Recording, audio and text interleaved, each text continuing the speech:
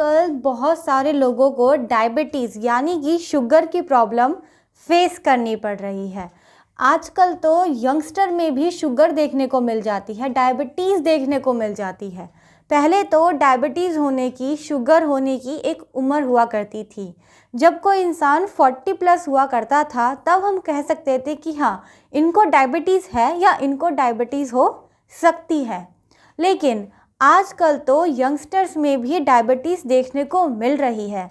20 से 25 साल के लोगों तक को डायबिटीज़ हो रही है, शुगर हो रही है। आखिर ऐसा क्यों हो रहा है? क्या है इसका रीज़न कि आजकल इतनी जल्दी लोगों को डायबिटीज़ होती जा रही है? क्या आप जानते हैं कि इंडिया को डायबिटीज़ का कैपिटल तक घोषित कर दिया गया है? आखिर ऐसा हुआ क्यों है? क्यों डायबिटीज़ इतनी ज़्यादा बढ़ती जा रही है इंडिया में? और क्यों यंगस्टर तक को भी डायबिटीज़ हो रही है? जब डायबिटीज़ की एक उम्र हुआ करती थी तो अब क्यों यंगस्टर्स को डायबिटीज़ हो रही है? उसका जो रीज़न है वो है हमारा अनहेल्दी लाइफस्टाइल। लोग बहुत ही ज़्यादा अनहेल्दी खाते हैं, बहुत ही ज़्यादा अनहेल्दी एक्टिविटीज़ करते हैं, जिसकी वजह से आजकल शुगर, डायबिटीज़ की मात्रा लोगों में बढ़ती ही जा रही है। पहले लगता था कि चीनी की वजह से शुगर होता है, लेकिन अब शुगर होने की वजह सिर्फ शुगर नहीं है, चीनी नहीं है। अगर आपको लगता है कि आप चीनी अवॉइड कर या चीनी बंद करके डायबिटीज़ से बच सकते हैं, डायबिटीज़ को ख़त्म कर सकते हैं, तो ऐसा नहीं है, क्योंकि डायबिटीज़ बहुत ही ज़्यादा बढ़ती चली जा रही है। डायबिटीज़ तो इतनी ज़्यादा ग्रो कर गई है कि अब समझ में नहीं आ रहा कि ये हो क्यों रहा है। उसका जो रीज़न है वो ये है कि लोग अनहेल्दी लाइफस्टाइल की तरफ जा रहे हैं और उस अनहेल्दी लाइफस्टाइल में बहुत ही ज़्यादा अननेसेसरी और अनहेल्दी खाना खा रहे हैं। Hello, my name is Deepa Jain. I am a fitness and health coach. मेरे चैनल पर आपका स्वागत है। अगर आप पहली बार आए हैं तो वीडियो को लाइक कर दीजिए और चैनल को सब्सक्राइब कर लीजिए, ताकि आने वाली फ्यूचर में वीडियोस की नोटिफिकेशन आप मिस ना करें। तो चलिए बात करते हैं कि हम आजकल ऐसा क्या खा रहे हैं, ऐसा क्या कर रहे हैं जिसकी वजह से डायबिटीज़ दिन प्रतिदिन बढ़ती चली जा रही है। उसका जो रीज़न है वो है हमारा अनहेल्दी ईटिंग। आप पहले जब हमारे दादाजी, नाना जी, हमारी नानी, हमारे ग्रैंड पेरेंट्स, इवन हमारे पेरेंट्स तक कितने फिट हुआ करते थे, उनके अंदर कितनी एनर्जी हुआ करती थी, उन्हें कभी कोई बीमारी हुआ ही नहीं करती थी। इवन आजकल अगर आप देखोगे तो आपके दादा नानी में डायबिटीज़ नहीं निकलेगी, लेकिन आपके अंदर डायबिटीज़ है, जबकि आप 25 से 30 साल के हैं। और जिनकी एज 70 to 80 है या 60 to 80 है, जो आपके ग्रैंड पेरेंट्स हैं, उनको डायबिटीज़ नहीं है लेकिन आपको है। उसका रीज़न क्या है? उसका जो रीज़न है वो है उनका डाइट, उनका खाना। जब वो जवान हुआ करते थे, बच्चे हुआ करते थे, या अभी जब वो बूढ़े हो गए हैं, वो एक पर्टिकुलर डाइट पे चलते थे। अब डाइट तो उन्हें पता ही नहीं होती कि क्या होती है। ऐसा नहीं है कि वो काउंट करके खाते हैं कि इतना शुगर खाना है, इतना प्रोटीन खाना है, इतना मुझे फाइबर लेना है। उनको तो नॉलेज भी नहीं होती है कि फाइबर क्या होता है, प्रोटीन क्या होता है, शुगर क्या होती है। इवन जो वो लोग हैं वो तो इवन मिठाइयाँ तक खाते हैं, शुगर तक खा रहे हैं, लड्डू, इमरती, फिर भी वो ठीक है। और हम शुगर अवॉइड करने के बावजूद भी डायबिटीज़ के शिकार होते ही चले जा रहे हैं। मैंने अक्सर बहुत सारे लोगों को देखा है जिनको डायबिटीज़ है, लेकिन वो कहते हैं कि हम तो शुगर नहीं लेते, शुगर हमने अवॉइड कर रखी है। या जिनको डायबिटीज़ डिटेक्ट होती है वो भी अक्सर ये कहते हैं कि मैं तो इतनी शुगर खाती नहीं, तो फिर मुझे डायबिटीज़ कैसे हो गई? उसका रीज़न है क्योंकि आपने शुगर नहीं खाई, लेकिन आपने अनहेल्दी खाना खाया, जिसने शुगर का से भी ख़राब काम किया आपके बॉडी में जाकर। अब कैसे? आप जो भी खाना खाते हैं वो बॉडी में जाके 3 प्रकार का बन जाता है। पहला होता है हमारा फैट, दूसरा होता है हमारा प्रोटीन, और तीसरा होता है हमारा कार्ब्स यानी कि कार्बोहाइड्रेट जो हम खाते हैं। अब जो हम प्रोटीन खाते हैं वो हमारी बॉडी में जाके बन जाता है अमीनो एसिड्स, जो कि हमारी बॉडी के लिए बहुत अच्छा है। हमारी बॉडी के लगभग सारे बॉडी पार्ट्स प्रोटीन के बने हैं। हमारे बाल, हमारे नाखून, हमारे किडनी, लीवर, इवन हमारा ब्रेन तक बना हुआ है प्रोटीन का। तो प्रोटीन तो बहुत ही नेसेसरी चीज़ है, क्योंकि हमारी बॉडी के आधे से ज़्यादा पार्ट प्रोटीन के बने हुए हैं। तो वो बॉडी में जाकर बन जाता है अमीनो एसिड्स। दूसरा आता है हमारा फैट। फैट और कार्बोहाइड्रेट दोनों एक अलग अलग चीज़ें हैं। कई बार लोग फैट्स और कार्बोहाइड्रेट को एक साथ गिनते हैं, लेकिन ऐसा नहीं है। फैट अलग चीज़ है, कार्ब अलग चीज़ है। कार्बोहाइड्रेट हमें मिलता है जंक फूड से, तली भुनी चीज़ों से, बाहर के ज़्यादा processed food, over cooked food से। और जो फैट्स होता है वो मिलता है तेल, घी, आलू, स्वीट पोटैटो, ये जो नेचुरल चीज़ें हैं जो हमें फैट देती हैं वो होता है फैट। और आपने सुना होगा फैट जो होता है वो हमें एनर्जी देता है, और कार्ब्स हमें कोई एनर्जी नहीं देता, हमारी हेल्थ ख़राब करता है।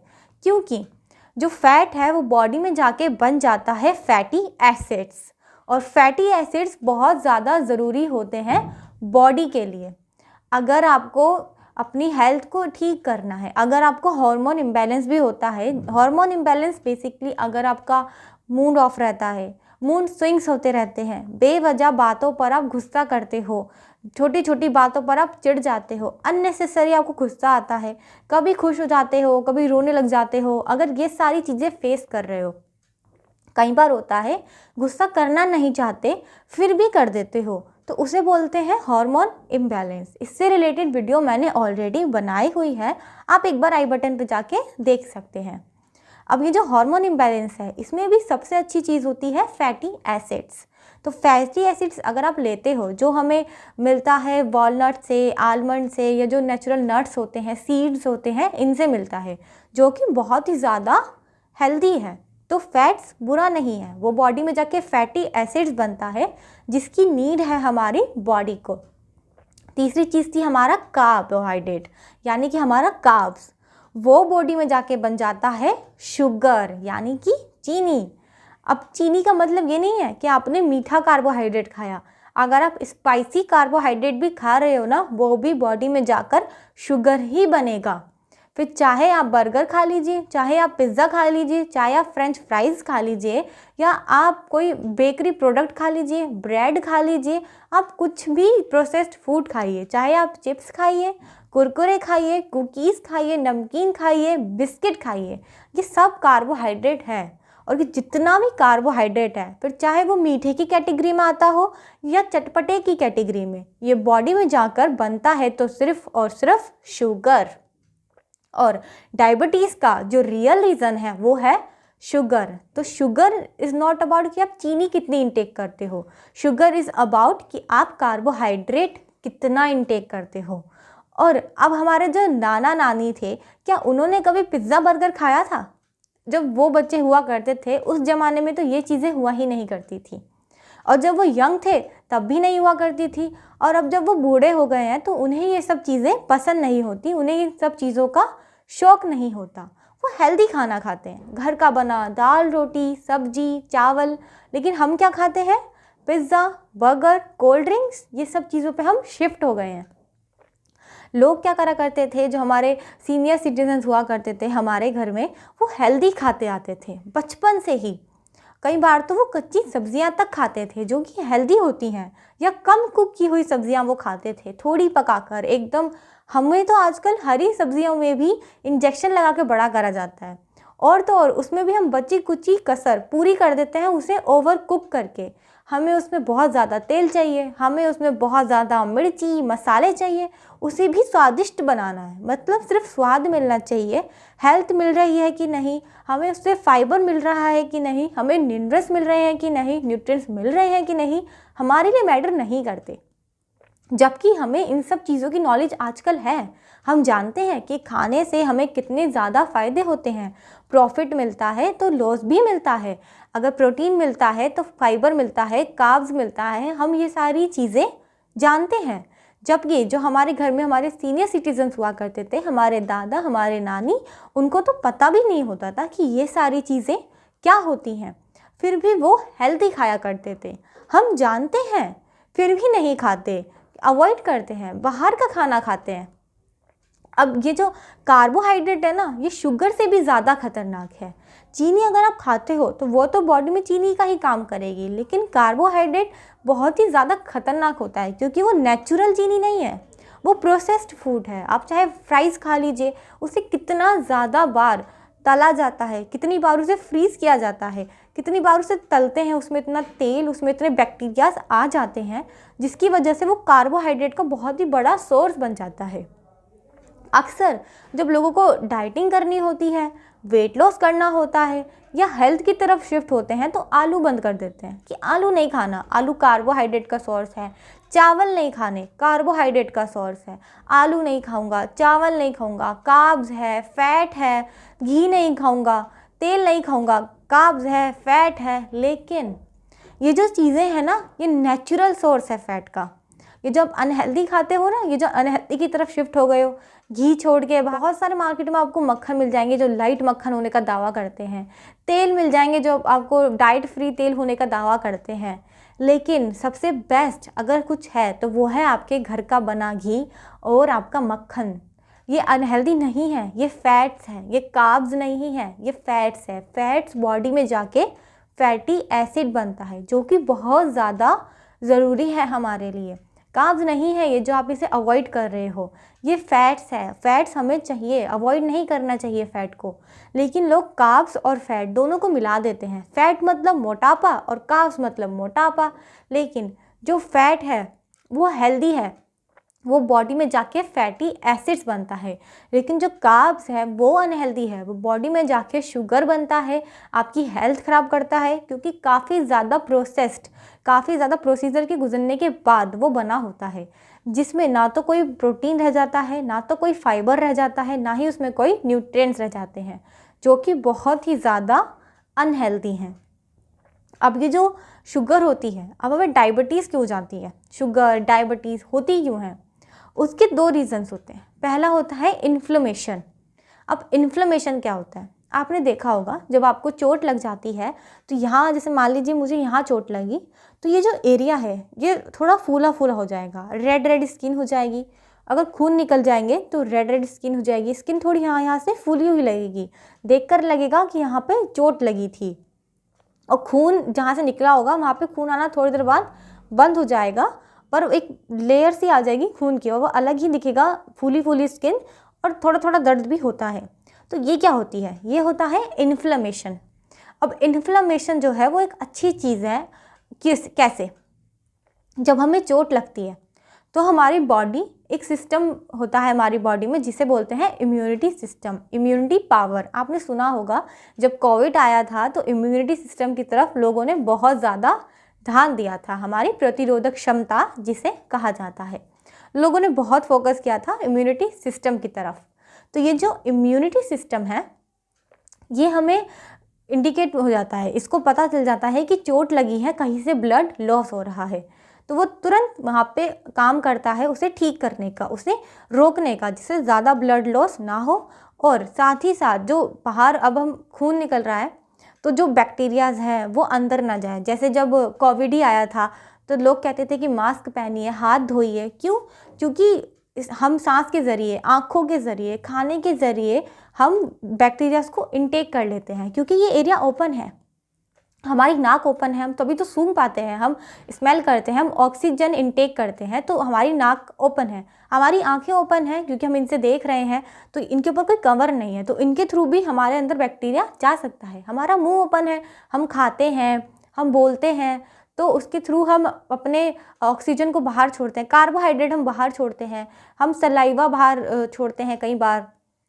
तो ये जो चीज़ें हैं ये ओपन है, तो इनको संभाल के रखना पड़ता है क्योंकि ये चीज़ें खुली हुई हैं। कोई चीज़ अगर खुली हुई है तो उसमें बैक्टीरिया जाने के चांस है ना। जैसे मान लीजिए आपके घर में कोई डिब्बा है और वो बंद है, अब उसे अगर आप खोल के रख दोगे तो उसमें हाथ जाएगा, उसमें चूहा जाने का चांस है कि भाई चूहा उसमें जाके वो चीज़ खा लेगा, या उसमें कीटाणु लग जाएंगे, उसमें बैक्टीरिया आ जाएंगे, उसमें मक्खी गिर जाएगी, उसमें मच्छर आ जाएगा, उसके चांस हैं क्योंकि वो खुला है डब्बा। लेकिन अगर वो डब्बा बंद हो तो कोई चांस नहीं है कि उसके अंदर चूहा जा पाएगा या उसके अंदर मच्छर गिर पाएगा या मक्खी गिर पाएगी। सेम हमारी बॉडी के साथ होता है, जब हमें चोट लग जाती है तो ये चीज़, यहाँ का एरिया खुल गया, मान लीजिए यहाँ खरोच लगी है, खून आया है तो वो एरिया खुल गया, तो तुरंत बैक्टीरियाज जो होते हैं वो अंदर जाने की कोशिश करते हैं। अब हवा भी आप जानते हैं कि साफ़ नहीं रही, बहुत सारे बैक्टीरियाज होते हैं, कीटाणुज होते हैं हमारे आसपास जो तैयार रहते हैं हमारी बॉडी के अंदर जाने के लिए, हमें बीमार करने के लिए, क्योंकि बैक्टीरियाज का घर हमारी बॉडी होती है। तो उस टाइम पे इम्यूनिटी सिस्टम क्या करता है, वो तुरंत जाकर उस ब्लड लॉस को रोक कर वहाँ पे एक लेयर बना देता है। आपने देखा होगा ब्लड की एक लेयर जम जाती है जो हम महसूस भी कर पाते हैं। वो क्यों होती है, जिससे कि जो ब्लड लॉस हो रहा था उसमें जो उसके थ्रू जो बैक्टीरिया अंदर जाने की कोशिश कर रहे थे वो ना जा पाए। वो एक लेयर बना देता है कि अब यहाँ पे ये सील हो चुका है तो अब यहाँ से बैक्टीरिया अंदर नहीं जा पाएंगे। साथ ही अब वो सील बन गई तो खून अंदर से बाहर निकल नहीं पाएगा, यानी कि ज़्यादा ब्लड लॉस आपको नहीं होगा। आप ब्लड लॉस से बच जाओगे, बैक्टीरिया से बच जाओगे। तो जो हमारा इम्यूनिटी पावर है वो हमें प्रोटेक्ट करता है, एक तरीके से हमारा सुरक्षा कवच है। हमारा इम्यूनिटी पावर हमें प्रोटेक्ट करता है। अब जो शुगर पेशेंट होते हैं उनमें आपने नोटिस किया होगा, उनका जब ऐसा सेम सिचुएशन होती है, चोट लगती है, स्किन फूल जाती है, लेकिन उनकी स्किन थोड़ी ज़्यादा फूलती है। और तो और अगर उन्हें खून निकलना शुरू हो जाए तो जल्दी से रुकता नहीं, ब्लड लॉस होता ही चला जाता है। ऐसा क्यों होता है, क्योंकि उनका इम्यूनिटी सिस्टम कमज़ोर हो चुका होता है, वीक हो चुका होता है। किसकी वजह से, कार्बोहाइड्रेट की वजह से, क्योंकि इम्यूनिटी सिस्टम को वर्क करने के लिए हेल्दी खाने की ज़रूरत होती है। अब आप मान लीजिए कोई सुरक्षा कवच है, जैसे कि आपके घर का दरवाज़ा, तो वो वुडन का बना होगा या वो लोहे का बना हो सकता है, जिससे कि वो उतना ही ज़्यादा स्ट्रॉन्ग हो। जिस चीज़ से वो बना होगा उतना ही स्ट्रॉन्ग होगा। अगर वुडन का होगा तो स्ट्रॉन्ग होगा, लेकिन अगर लोहे का होगा तो वो और भी ज़्यादा स्ट्रॉन्ग होगा। तो अगर दरवाज़ा स्ट्रॉन्ग बनाना है तो उसमें आपको लोहे का दरवाज़ा होना चाहिए। अगर आप ताला लगा रहे हो तो भी आप लोहे का ताला लगाते हो, उसमें स्टील का ताला लगाते हो, जिससे कि वो स्ट्रॉन्ग रहे, तो उसकी ज़रूरत है।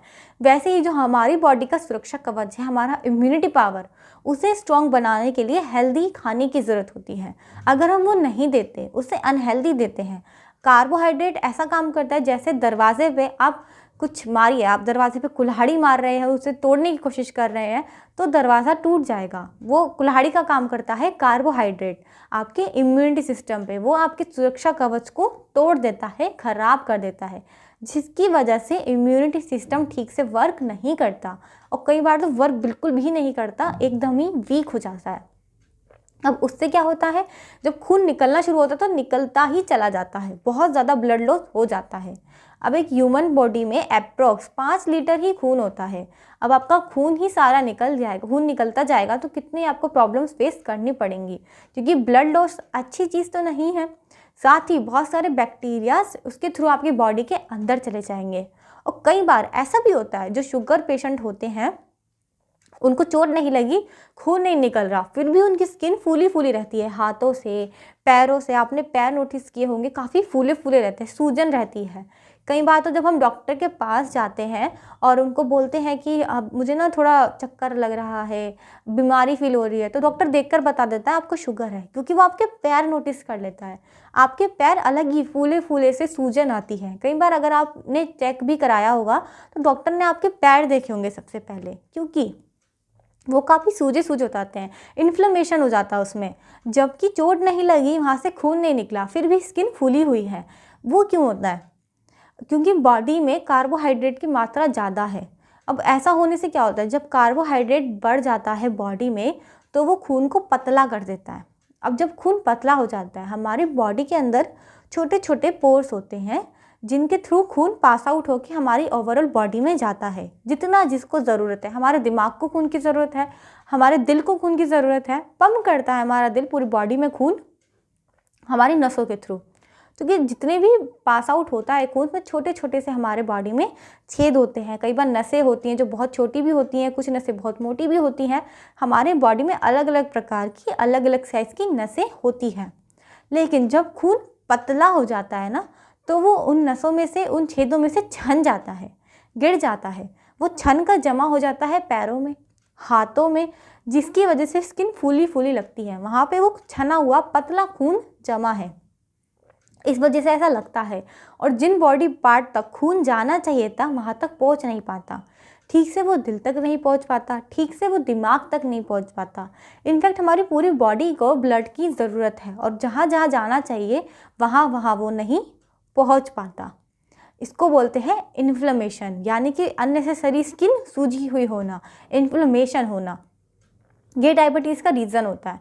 अब ये क्यों होता है? क्योंकि आप कार्बोहाइड्रेट अपनी बॉडी में ज़्यादा इनटेक करते हो। दूसरा रीज़न होता है इंसुलिन रेसिस्टेंस।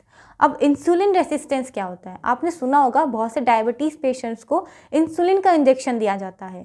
सुना होगा आपने कि अगर आपने ज़्यादा परहेज नहीं किया, ज़्यादा शुगर बढ़ जाती है, या फिर कई बार ज़्यादा शुगर लेवल उनका बढ़ा हुआ होता है तो उनको इंसुलिन का इंजेक्शन दिया जाता है। आपने सुना होगा।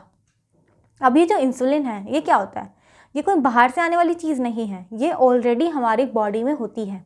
हमारे लीवर के ऊपर हमारा एक बॉडी पार्ट होता है जिसे बोलते हैं पैनक्रियाज।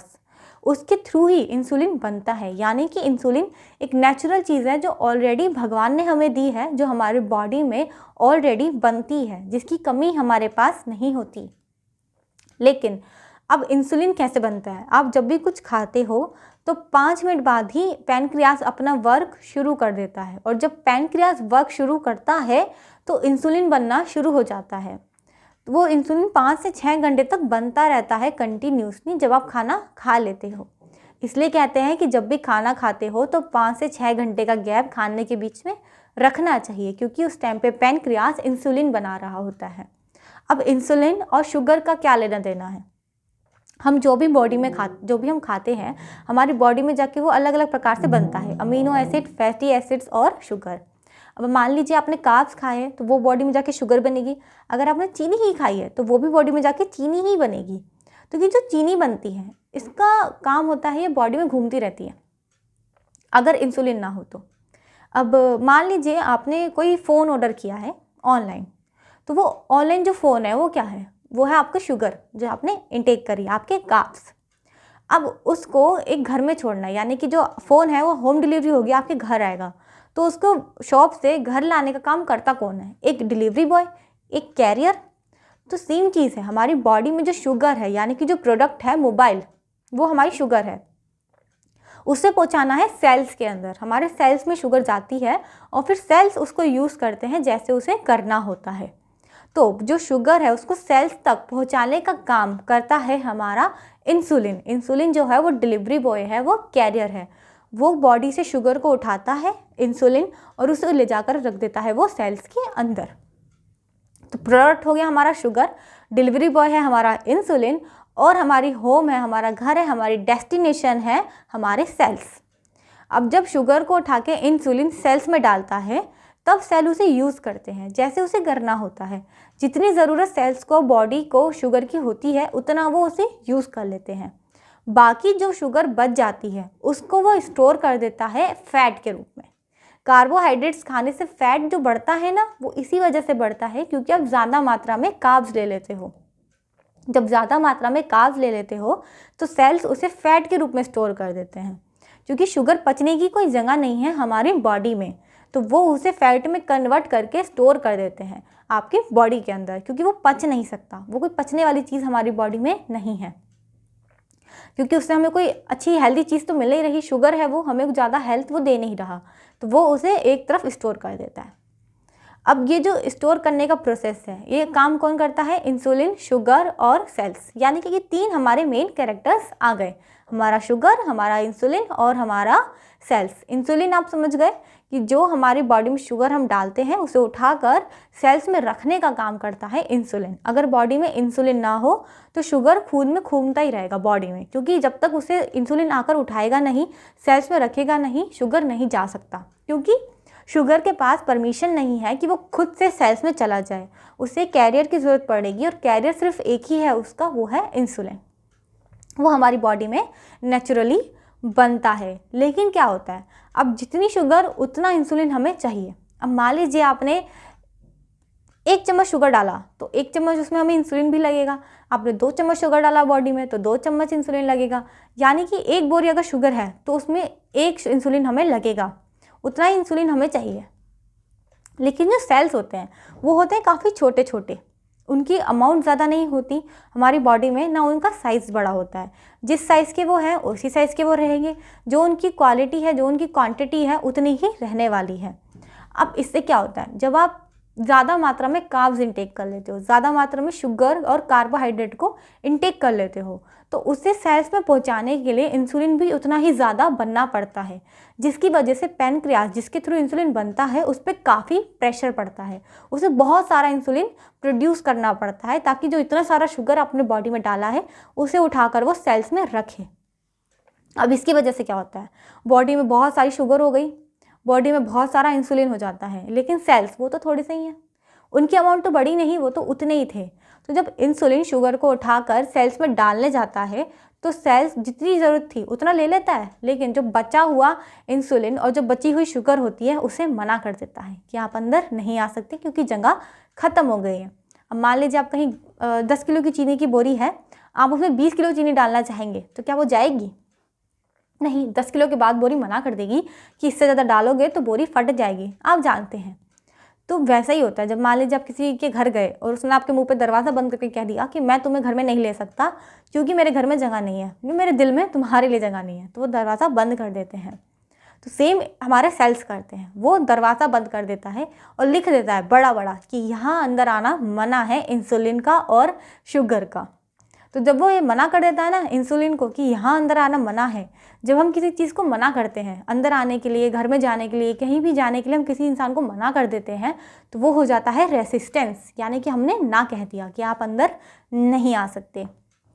तो जब हमारे सेल्स इंसुलिन को मना कर देते हैं, उसके लिए एक दरवाज़ा क्रिएट कर देते हैं कि तुम अंदर नहीं आ सकते, उसे बोलते हैं इंसुलिन रेसिस्टेंस, यानी कि इंसुलिन के लिए दरवाजे बंद हो गए हैं, सेल्स ने इंसुलिन के मुंह पर दरवाज़ा बंद कर दिया, तुम अंदर नहीं आ सकते, जगह ख़त्म हो चुकी है, आई डोंट नीड यू। तो उसके बाद क्या होता है, अब आप तो शुगर डाले जा रहे हो, अब जितना शुगर आप डाल रहे हो उतना इंसुलिन बनता जा रहा है और बनता ही जा रहा है, लेकिन सेल्स उसने तो मना कर दिया, उसने तो दरवाज़ा क्रिएट कर दिया, उसने ताला लगा दिया कि आप अंदर नहीं आ सकते। तो अब क्या होगा, अब शुगर बॉडी में घूमता रहता है जब तक इंसुलिन उसे ना मिले। अब इंसुलिन मिल गया, शुगर मिल गया, दोनों आपस में मिल गए, लेकिन वो दोनों तब तक बॉडी में घूमते हैं जब तक सेल्स उन्हें एक्सेप्ट ना करें। अब सेल्स ने तो मना कर दिया, दरवाज़ा बंद कर चुका है सेल्स, तो क्या होगा, आपकी बॉडी में शुगर घूमती रहेगी, आपकी बॉडी में इंसुलिन घूमता ही रहेगा, जिसकी वजह से आपकी बॉडी में शुगर की मात्रा बढ़ जाएगी, आपके खून में शुगर की मात्रा बढ़ जाएगी। जब शुगर टेस्ट करना होता है तो ब्लड टेस्ट क्यों करते हैं, खून की जांच होती है ना, जब आप ब्लड टेस्ट कराते हो तब डिटेक्ट होता है कि हाँ आपको शुगर है, आपको डायबिटीज़ है, क्योंकि वो जो एक्स्ट्रा शुगर, एक्स्ट्रा इंसुलिन आपकी बॉडी में, आपके खून में, आपके ब्लड में घूमता ही रहता है, क्योंकि सेल्स ने तो मना कर दिया उसे अंदर आने से, तो जो बॉडी में घूमता ही रहेगा, इसकी वजह से आपका ब्लड शुगर लेवल बढ़ जाता है, क्योंकि ब्लड में शुगर घूम रही है। अब जब खून में शुगर घूमेगी तो शुगर लेवल तो बढ़ेगा ही। इसलिए आपको इससे क्या समझ में आता है कि आपको कार्बोहाइड्रेट को लिमिट में खाना है। कार्बोहाइड्रेट के जो प्रोसेस्ड फूड खा रहे हो उसे तो बंद कर दो। कार्बोहाइड्रेट आपको खाना है नेचुरल चीज़ों से, जैसे आलू आप खा सकते हो, चावल भी, लेकिन लिमिट में। ऐसा नहीं है कि आप पूरा दिन आलू की सब्जियां ही खा रहे हो, लिमिट, नेचुरल चीज़ें अगर आप खा रहे हो तो लिमिट में आपको खानी है। आलू भी लिमिट में खाना है, चावल भी लिमिट में खाने हैं। आपको अपनी शुगर के अकॉर्डिंग, अपनी बॉडी के अकॉर्डिंग लिमिट में चीज़ें खानी हैं। लेकिन ये जो बाहर का खाना है ना, प्रोसेस्ड फूड, बेकरी आइटम्स, वो तो बंद कर देने चाहिए। बेकरी आइटम सबसे ज़्यादा प्रोसेस्ड होते हैं, बेकरी आइटम आपको अवॉइड करने हैं। ये जो बाहर का प्रोसेस्ड फूड है, पिज़्ज़ा, बर्गर, ये सारी चीज़ें आपको अवॉइड करनी है, बंद करनी है, अगर आप शुगर से छुटकारा पाना चाहते हो, डायबिटीज़ को ख़त्म करना चाहते हो। तो कार्बोहाइड्रेट अवॉइड करना पड़ेगा। कार्बोहाइड्रेट बहुत ही ज़्यादा खतरनाक है, वो आपके अंदर डायबिटीज़ बढ़ा देगा, बीपी की प्रॉब्लम आपको हो सकती है, हार्ट अटैक आपको आ सकता है just because of diabetes, just because of आपके कार्बोहाइड्रेट की वजह से। तो आपको कार्बोहाइड्रेट की एक लिमिट फिक्स करनी है। आपको अपने खाने में फैटी एसिड्स इंक्लूड करने हैं, फैट्स इंक्लूड करना है, फाइबर इंक्लूड करना है, मिनरल्स इंक्लूड करने हैं, न्यूट्रिएंट्स इंक्लूड करने हैं, प्रोटीन इंक्लूड करना है, क्योंकि बॉडी के आधे से ज़्यादा बॉडी पार्ट प्रोटीन के बने हैं, तो प्रोटीन इंक्लूड करना है। लेकिन जो कार्ब्स है उसे अवॉइड करना है, लिमिट फिक्स कर देनी है। बाहर का खाना तो बंद ही कर दो, अगर खाते हो तो एक उसका टाइम बना लो कि हफ्ते में 1 दिन खाऊंगा या 2 हफ्तों में 1 दिन खाऊंगा, एक टाइम खाऊंगा। आपको चीट मील पे जाना है, रेगुलर मील नहीं बनाना जंक फूड को हमेशा चीट मील पे रखना चाहिए कि जब चीट मील होगा ना तब जंक फूड खाऊंगा। रेगुलर मील कभी नहीं बनाना चाहिए कार्बोहाइड्रेट को। तो जो डायबिटीज़ का सबसे बड़ा दुश्मन है वो है कार्बोहाइड्रेट। तो आपको कार्बोहाइड्रेट अवॉइड करना है। आई होप आपको ये वीडियो अच्छी लगी होगी, आपको समझ आ गया होगा कि डायबिटीज़ क्यों बढ़ रही है, क्योंकि हम कार्बोहाइड्रेट का इंटेक ज़्यादा कर रहे हैं। तो आपको कार्बोहाइड्रेट का इंटेक कम करना है और नेचुरल चीज़ों की तरफ शिफ्ट होना है। सो अगर आपको वीडियो पसंद आई तो आप वीडियो को लाइक कर दीजिए, शेयर कर दीजिए उन लोगों के साथ जिनको डायबिटीज़ है या जो डायबिटीज़ की प्रॉब्लम्स फेस कर रहे हैं, उन्हें शेयर कर दीजिए। मिलते हैं फिर किसी वीडियो में। आप चैनल को सब्सक्राइब ज़रूर कर लीजिए, नोटिफिकेशन को ऑन कर दीजिए ताकि फ्यूचर में आने वाली मेरी कोई भी वीडियो आप मिस ना करें। मिलते हैं अगली वीडियो में। चैनल को सब्सक्राइब ज़रूर कीजिएगा क्योंकि हेल्थ है तो ही वेल्थ है।